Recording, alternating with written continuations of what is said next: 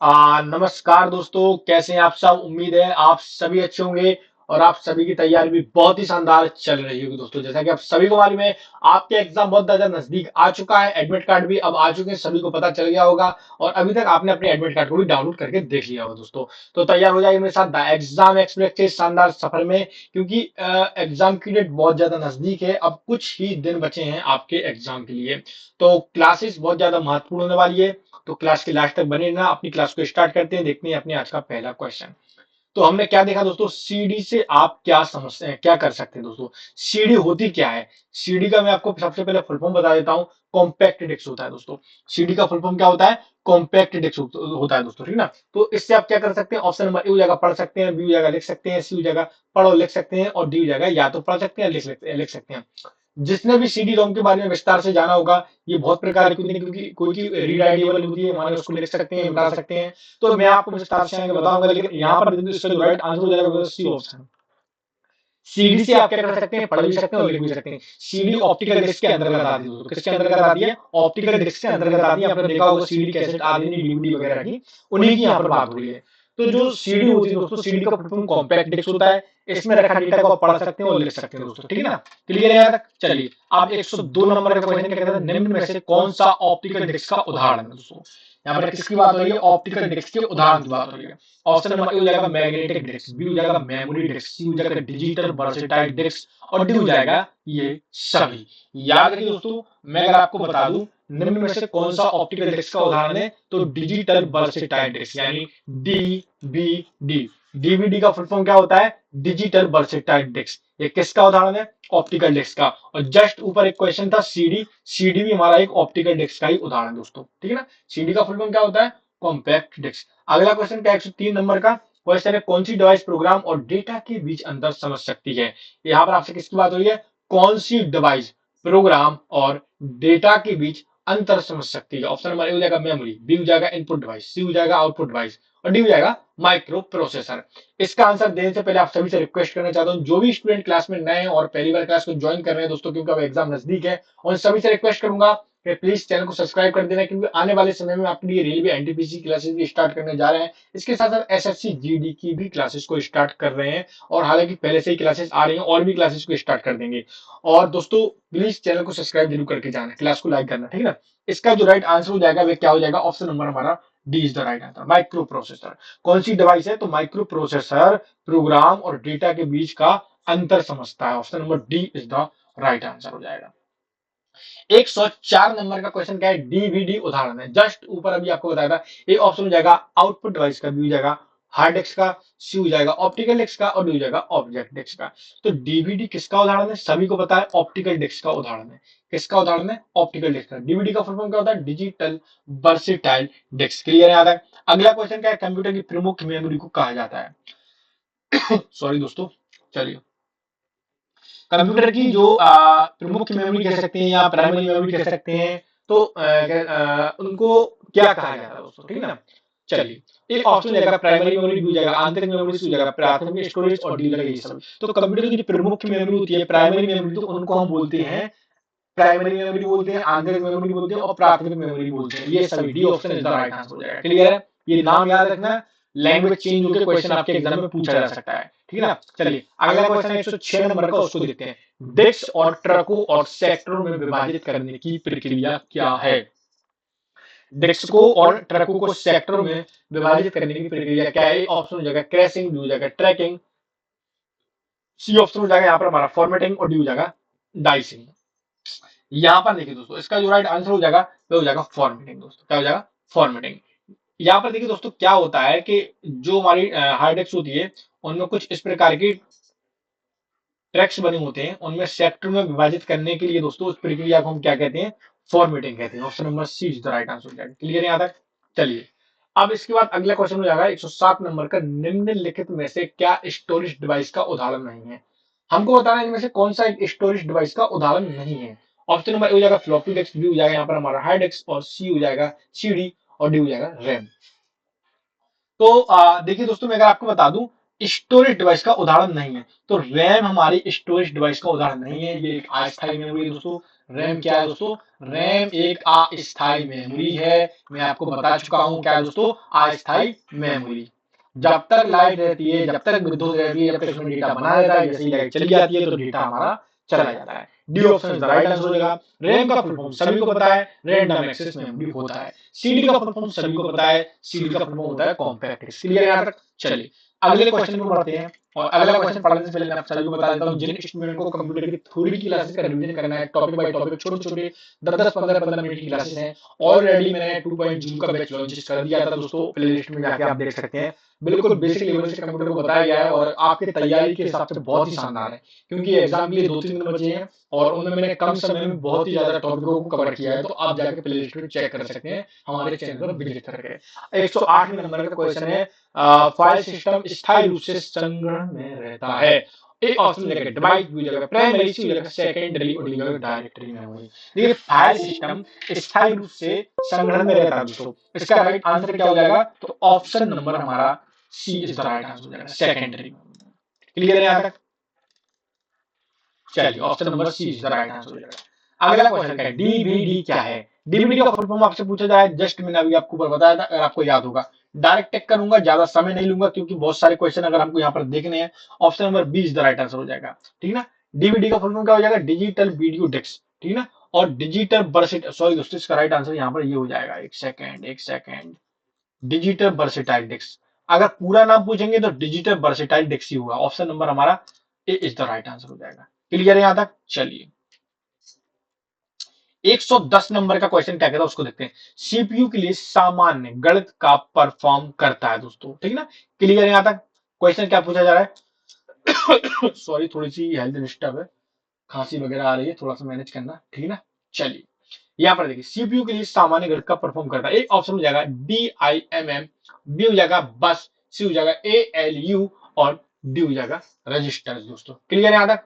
चलिए तो यहाँ पर देखिए सीपीयू के लिए सामान्य गणित का परफॉर्म कौन करता है? यानी तार्किक और गणित की इकाई जो होती है कंप्यूटर में, वह कौन करता है? तो वह ALU करता है दोस्तों। कौन करता है? ALU। और ALU का फुल फॉर्म क्या होता है? सभी को पता है ना। ALU का फुल फॉर्म, एएलयू का फुल फॉर्म होता है अर्थमेटिक लॉजिकल यूनिट। क्या होता है? Arithmetic logical unit. क्लियर है यहां तक? चलिए अब इसके बाद अगला जो क्वेश्चन है हमारा 111वें नंबर का, उसको भी देख लेते हैं जल्दी से। चलिए 111वें नंबर का क्वेश्चन है, मदरबोर्ड के कंपोनेंट्स के बीच इंफॉर्मेशन किसके माध्यम से ट्रैवल करता है दोस्तों? मदरबोर्ड के कंपोनेंट्स के बीच इंफॉर्मेशन किसके माध्यम से ट्रैवल करता है? इंपॉर्टेंट क्वेश्चन है, याद रखिए। ऐसे ही क्वेश्चन आपके एग्जाम में आ सकते हैं, ठीक है ना। ITITU के लिए, ITITU के लिए बहुत इंपॉर्टेंट है। देखिए मदरबोर्ड के कंपोनेंट्स के बीच जो इंफॉर्मेशन के माध्यम से ट्रैवल करता है, कौन करता है? ए ऑप्शन का पेरिफेरल्स, बी हो जाएगा फ्लैश मेमोरी, सी हो जाएगा CMOS और डी हो जाएगा बस। यहाँ पर देखिए दोस्तों, अगर मैं आपको बता दूं, इसका जो राइट आंसर हो जाएगा क्या हो जाएगा? बस is the right answer, D option. जो मदरबोर्ड के कंपोनेंट्स के बीच इंफॉर्मेशन के माध्यम से ट्रैवल करता है, तो कौन करता है? बस के माध्यम से करता है। आपने देखा होगा बस किस प्रकार की होती है, हालांकि होती तो सीधी है पर वो थोड़ी सी टेढ़ी हो जाती है। इस प्रकार की बस होती है, अगर आपने देखा होगा कंप्यूटर के अंदर लगी होती है। ड्राइंग मेरी अच्छी नहीं है, उस पर मत जाना आप लोग, मैं तो थोड़ी आकृति बता रहा हूँ दिखती कैसी थी, ठीक है ना। चलिए अगला क्वेश्चन क्या है? 112वें नंबर का क्वेश्चन है कि कंप्यूटर का मुख्य पटल कहलाता है। ये भी इंपॉर्टेंट क्वेश्चन है। मुख्य पटल की बात हो रही है, किसकी बात हो रही है? पटल, इसको देखिए, ठीक है ना। चलिए तो ए ऑप्शन हो जाएगा मदरबोर्ड, बी हो जाएगा यहाँ पर हमारा फादर बोर्ड, ये कोई होता ही नहीं है। सी ऑप्शन हो जाएगा कीबोर्ड और डी हो जाएगा ये सभी। कीबोर्ड भी नहीं होता है, आप जानते हो कीबोर्ड हमारे एक इनपुट डिवाइस है। तो यहाँ पर देखिए motherboard is the right answer हो जाएगा। कंप्यूटर का मुख्य पटल क्या कहलाता है? मदरबोर्ड कहलाता है। क्लियर है, दिक्कत तो नहीं। अगला क्वेश्चन क्या है उसको देख लेते हैं। पीसी का पूरा नाम क्या है दोस्तों? क्वेश्चन क्या पूछा जा रहा है? पीसी का पूरा नाम क्या है? एक ऑप्शन हो जाएगा पब्लिक कंप्यूटर। एक सेकंड, थोड़ा सा मैं इसको नीचे कर देता हूँ, सारे क्वेश्चन क्लियर देखेंगे, नहीं तो एक क्वेश्चन ऊपर जाएगा दूसरा क्वेश्चन नीचे आएगा। अब उम्मीद है सभी को क्लियर दिख रहा होगा। पीसी का पूरा नाम क्या है? ऑप्शन नंबर ए हो जाएगा पब्लिक कंप्यूटर, बी हो जाएगा पर्सनल कंप्यूटर, सी हो जाएगा प्राइवेट कंप्यूटर और डी हो जाएगा यहाँ पर हमारा बी और सी दोनों। यहाँ पर देखिए दोस्तों, पीसी जो है, पीसी का फुल फॉर्म क्या होता है? तो पर्सनल कंप्यूटर होता है दोस्तों। क्या होता है? पर्सनल कंप्यूटर होता है। क्लियर यहाँ तक? Option number B is the right answer हो जाएगा। 114वें नंबर का क्वेश्चन क्या है, जल्दी से हम उसको भी देखेंगे। 114वें नंबर का क्वेश्चन है, एक्सेसरीज जिस स्थान पर सिस्टम यूनिट से जुड़ते हैं उसे क्या कहते हैं? ऑप्शन नंबर ए हो जाएगा रिंग, बी हो जाएगा पोर्ट, सी हो जाएगा बस और डी हो जाएगा यस। ठीक है। यहाँ पर देखिए एक्सेसरी जो होती है जिस स्थान पर कह सकते हैं सिस्टम यूनिट के साथ जुड़ते हैं दोस्तों, किसके साथ, सिस्टम यूनिट के साथ जुड़ते हैं, उसको हम क्या बोलते हैं, याद रखिए उसको बोलते हैं पोर्ट। क्या बोलते हैं, पोर्ट बोलते हैं। Option number B is the right answer हो जाएगा। क्लियर है यहाँ तक। 115वें नंबर का क्वेश्चन देख लेते हैं दोस्तों। 115वें नंबर का क्वेश्चन क्या कहता है कि कंप्यूटर में आई बी एम का पूरा नाम क्या है। किसका फुल फॉर्म पूछा जाए, मैं यहाँ पर इंग्लिश में भी लिख देता हूँ, आई बी एम। आईबीएम का फुल फॉर्म आपसे पूछा जा रहा है दोस्तों। क्लियर है यहाँ तक। किसका फुल फॉर्म पूछा जाए, आईबीएम का। एक ऑप्शन हो जाएगा international business machine, B option हो जाएगा यहाँ पर हमारा international brain machine, C option हो जाएगा इंडियन ब्रेन मशीन और डी हो जाएगा इंडियन बिजनेस मशीन।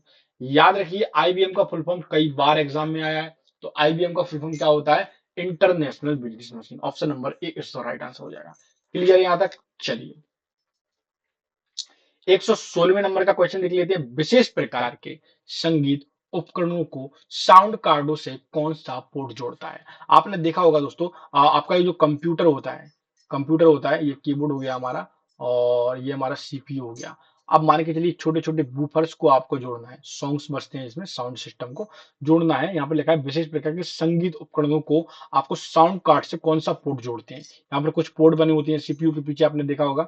तो किसके जोड़ा जोड़ता है, ए ऑप्शन हो जाएगा बस, बी ऑप्शन हो जाएगा मिनी, सी ऑप्शन हो जाएगा यूएसबी और डी ऑप्शन हो जाएगा मिडी। तो यहाँ पर देखिए दोस्तों इसका जो राइट आंसर है दोस्तों, किसके द्वारा जोड़ते हैं, किस पोर्ट में जोड़ते हैं, तो मिडी में जोड़ते हैं दोस्तों। किस में जोड़ते हैं, मिडी में जोड़ते हैं। Option number D is the right answer हो जाएगा। क्लियर है यहाँ तक। अब 117वें नंबर का क्वेश्चन देख लेते हैं।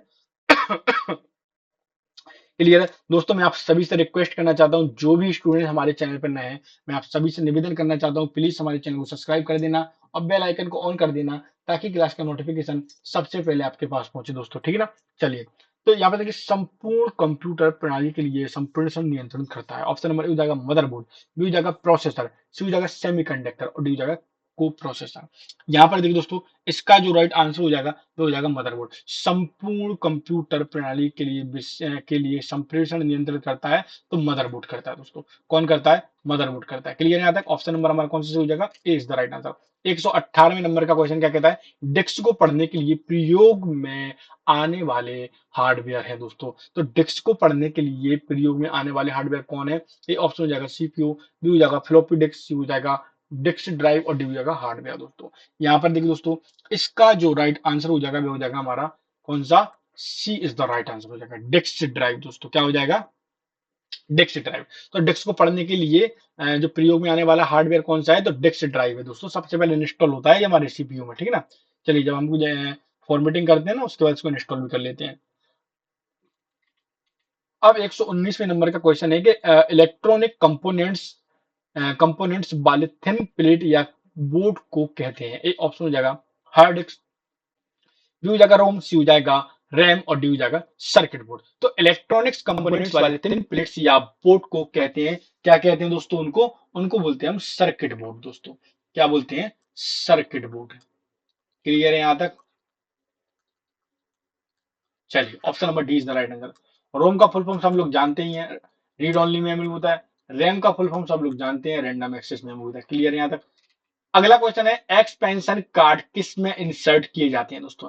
जो एक्सपेंशन कार्ड होते हैं वे किस में इंसर्ट किए जाते हैं, ए ऑप्शन हो जाएगा सीपीयू, बी हो जाएगा पेरिफेरल डिवाइस, सी हो जाएगा स्लॉट और डी हो जाएगा पैक्स दोस्तों।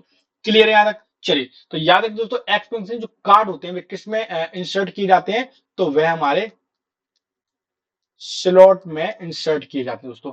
किसमें इंसर्ट किए जाते हैं, स्लॉट में। Option number C is the right answer हो जाएगा। क्लियर है दोस्तों। जो भी स्टूडेंट क्लास में नए हैं मैं सभी से निवेदन करना चाहता हूँ क्लास को जरूर सब्सक्राइब कर देना और क्लास को लाइक कर देना दोस्तों। ठीक है ना। चलिए तो आज के लिए क्लास में इतना ही रहने देते हैं। उम्मीद है क्लास और कंटेंट दोनों आप सभी को बहुत पसंद आया होगा। कल हम एक और नई क्लास के साथ आपके साथ मिलेंगे, एक और नए कंटेंट के साथ आपके साथ जुड़ेंगे दोस्तों। जब तक कि दोस्तों जय हिंद, जय भारत, वंदे मातरम।